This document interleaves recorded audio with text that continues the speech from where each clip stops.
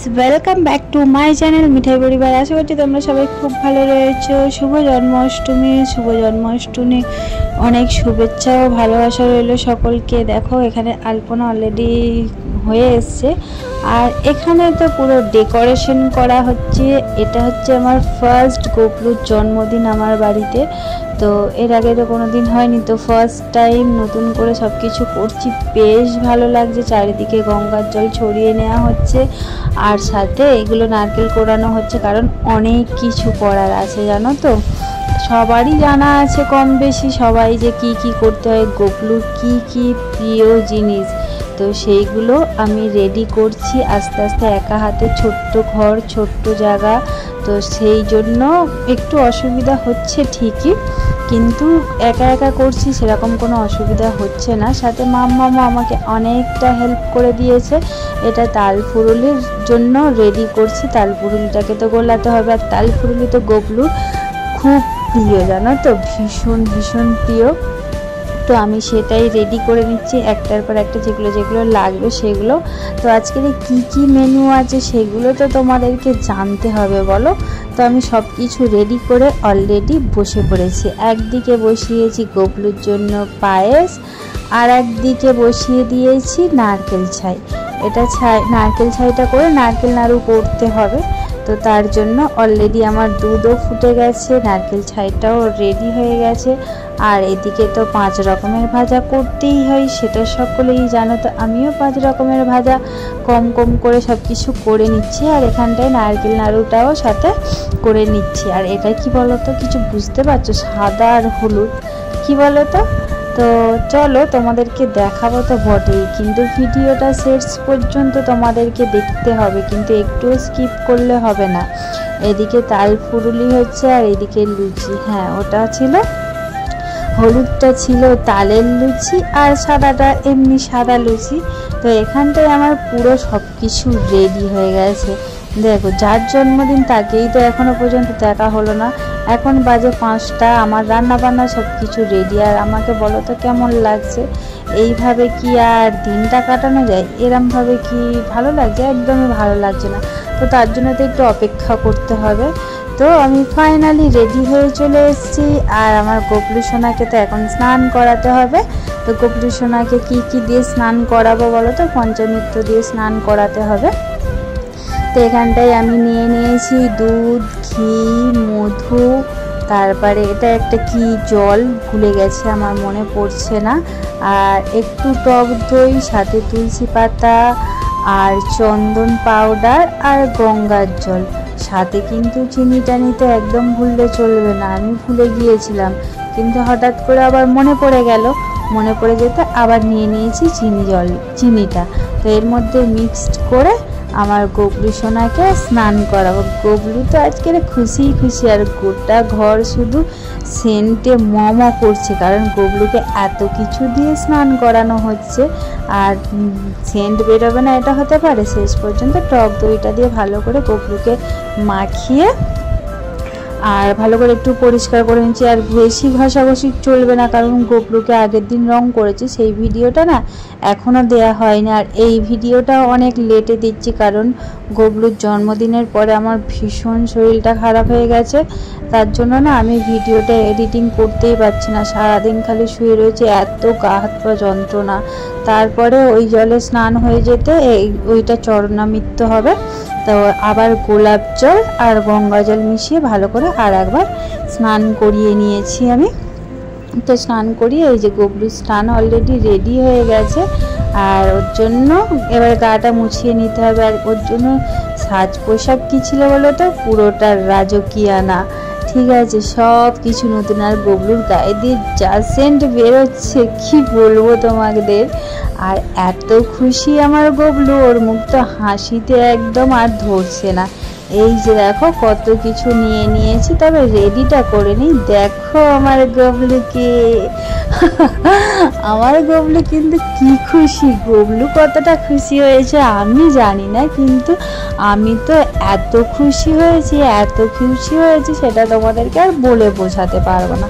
শেষ পর্যন্ত একটু নিজেকে দেখালাম যে এতক্ষণ ধরে এত কিছু করছি, কিন্তু আমাকে কেমন লাগছে একটু দেখাই, নিজেও একটু বক বক করে নিলাম সাথে, আর তোমাদেরকেও দেখিয়ে নিলাম কেমনটা লাগছে। কিন্তু যাই হোক, এখনও কিন্তু গবলুকে রেডি করিয়ে দিয়েছি। গবলুর এখানে খাবার দাবারগুলো কিন্তু রেডি করা হয়নি। আর তোমরা কিন্তু অবশ্যই বলবে যে আমার গবলুকে কেমন লাগছে আর ওর সব কিছু কেমন লাগলো। তো আজ ওকে রেডি করি একটু সেন্ট দিয়ে দিচ্ছিলাম। সেন্ট তো দিতেই হবে, আমরা সাজুগুজু করলে সেন্ট মাখি না বলো? তো তার জন্য ওকে একটু সেন্ট মাখিয়ে দিয়েছি। এখানে ময়ূরপঙ্খী রয়েছে, সেগুলোও দিয়ে দিয়েছি। আর ভিডিওটা কিন্তু সবাই শেষ পর্যন্ত দেখো। আমি কিন্তু বারবার রিকোয়েস্ট করছি, আমার গবলুর জন্মদিন কিন্তু আমার বাড়িতে ফার্স্ট টাইম হলো। তো আমি কতটা কি করতে পেরেছি না পেরেছি সব কিছু তোমাদেরকে একটু একটু করে শেয়ার করেছি। তোমরা না দেখলে কিন্তু আমার খুব খারাপ লাগবে। যারা ভিডিওটা দেখছো তারা কিন্তু শেষ পর্যন্ত দেখার পরে অবশ্যই কিন্তু একটু কমেন্ট করো, নাহলে আমি কিন্তু খুব কষ্ট পাবো, সাথে আমার গবলুও কষ্ট পাবে।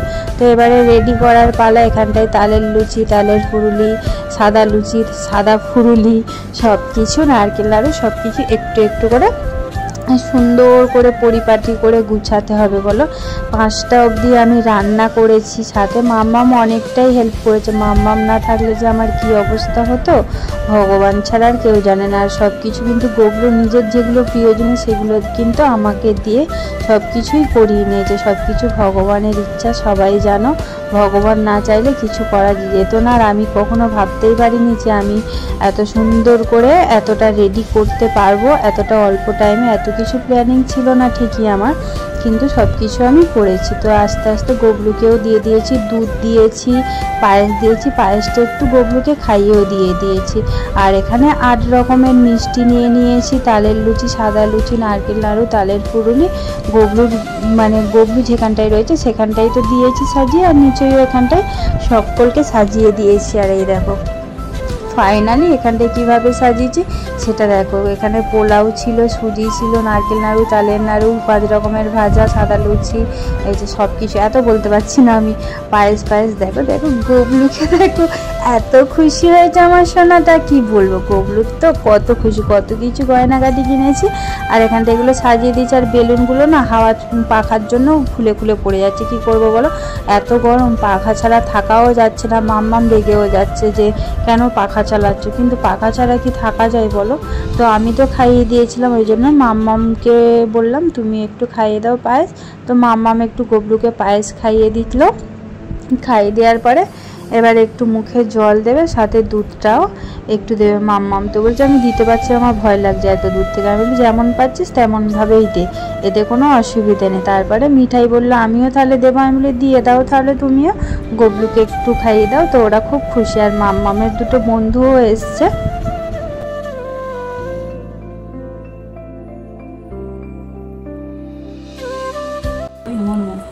কৃষ্ণ কন্যা সিন্ধুরি নবন্ধু জগৎপতি গোপী সর্বদিকা গন্ধ রাধা কান্ত নমস্তুতে। নন্দনে রাখিল নাম মন্ত্রের নন্দন, যশোদা রাখিল নাম যদুগাছা ধন, উপান্দ্র নাম রাখে সুন্দর গোপাল, ব্রজ বালক নাম রাখে ঠাকুর রাখাল, শ্রীনন্দ রাখিল নাম নন্দের নন্দন, যশোদা রাখিল নাম যদুগাছা ধন, উপান্দ্র নাম রাখে সুন্দর গোপাল, ব্রজ বালক নাম রাখে ঠাকুর রাখাল, সুবল রাখিল নাম ঠাকুর কানাই, শ্রীরাম রাখিল নাম রাখাল রাজা ভাই, মণিচোরা নাম রাখে যতেন গোপিনী, কালো সোনা নাম রাখে রাধা বিনোদিনী, কুমড়া রাখিল নাম পিতক পাবন হরি। এই পড়েছে কৃষ্ণর অষ্টতর শতনাম। যদি কোনো ভুল হয়ে থাকে অবশ্যই ক্ষমা করে দিও, বাচ্চা মানুষ তো, ওর মনে জেগেছিল ও অষ্টতর শতনামটা পড়বে, তো ও সেটাই পড়েছে। পুরোটা আমি তোমাদেরকে দিতে পারলাম না, ভিডিওটা অনেকটা বড় হয়ে যাচ্ছিল, কারণ ও তো আস্তে আস্তে পড়ছিল। কিন্তু ওর ভুলটা কেউ ধরো না, বাচ্চা মানুষ তো। পুজো সম্পূর্ণ আমার মোটামুটি শেষ হলো। গবলুকে এবার একটু আরতি করাচ্ছিল, আরতি করে দিলাম। আর গবলুর জন্মদিনে কারা কারা এসছে সেগুলো তো তোমাদেরকে দেখাবো, কিন্তু তাদেরকে তো এখন দেখাবো না। আগে গবলুর পুজোটা হয়ে যাক, ভালোভাবে পুজোটা হয়ে যাওয়ার পরে আরতি দেখাবার পরে গবলুকে আগে ভালো করে তাপটা দিয়ে দিলাম। আমার গবলু সোনার যেন অনেক ভালো থাকে, অনেক সুস্থ থাকে, প্রতি বছর যেন আমার গবলু সোনার জন্মদিনটা এইভাবে পালন করতে পারি, এই আশীর্বাদটা করো। আর আমার গবলু সোনা যেন ভালো থাকে সেই আশীর্বাদটা তো অবশ্যই করবে। আর আমার গবলু সোনার কাছে যার যেটা চাওয়ার আছে সেটা কিন্তু চেয়ে নিয়ে অবশ্যই সেটা তোমরা পেয়ে যাবে। তো আমার পুজো শেষ হয়ে গেছে। পুজো শেষ হয়ে যাওয়ার পরে গবলু সোনার সাথে একান্তে একটু বসে বসে গল্প করছিলাম, মনের কথাগুলো শেয়ার করছিলাম। কারণ এই জন্মাষ্টমীটা না আমার কাছে প্রথম আমার বাড়িতে হতে পারে, কিন্তু এই জন্মাষ্টমী আমার জীবনে অনেক একটা বড় কাহিনী রয়েছে। তো এই দেখো গবলু সোনার জন্মদিনে এই যে অতিথিগুলো আসছে, মামামের বন্ধুরা এসেছিলো, এই দুটো মামামের বন্ধু ছিল, আর এইগুলো আমার বান্ধবী ছিল আর বান্ধবীর মেয়েরা ছিল। আরও অনেকের আসার কথা ছিল, সেইভাবে আসতে পারেনি। হ্যালো ফ্রেন্ডস, কেমন লাগলো বলো আমার গোপালের পুজোতে? চেষ্টা করেছি সব কিছু একটু একটু করে দেওয়ার। এই ফার্স্ট টাইম যদি কোনো ভুল ত্রুটি করে থাকি অবশ্যই সবাই ক্ষমা করে দিও। গোপালের কাছেও ক্ষমা চাইছি মা হয়ে, ঠিক আছে? যদি ভুল করে থাকি গোপাল সোনা ক্ষমা করে দিও। আর সব কিছু মোটামুটি একটু একটু করে রেডি করেছি আমার সামর্থ্য অনুযায়ী। আমার গোপালের জন্মদিনটা খুব সুন্দর করে করেছি, শুধু আমার গোপাল ভীষণ খুশি। গোপালের মুখটা এত হাসি হাসি। আজকের পুজোটা কেমন লাগলো তোমাদের জানাবে তো অবশ্যই, ঠিক আছে? আর তোমরাও কে কেমন পুজো করলে বাড়িতে সেটাও